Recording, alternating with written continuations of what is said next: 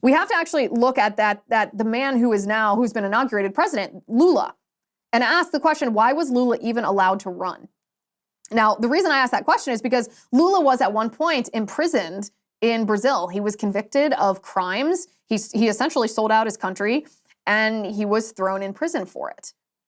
Now, he's not in prison now. You'll notice he is not in prison now because he was released from prison by a corrupt judiciary. He was released from prison by judges who were his own judicial appointments, who were, if not on the physical payroll, on the ideological payroll of Lula.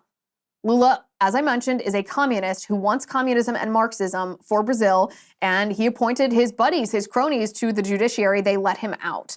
Now, not only did they let him out of prison, which he should not have been allowed out of prison, he had a 12-year sentence, he did not serve that. When he was allowed out of prison, he still shouldn't have been allowed to run for president because in Brazil, it's against the law. If you have a felony on your criminal record, you are not allowed to run for office. So in order to be allowed to run for office, he would have had to have his criminal record expunged.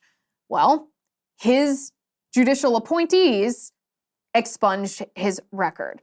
Even though, again, this is against the law in Brazil to do. This is a wildly unconstitutional and illegal thing that Lula was allowed out of prison. And the reason that his conviction was overturned is they claimed that it was a jurisdictional technicality. What does that mean? A jurisdictional technicality.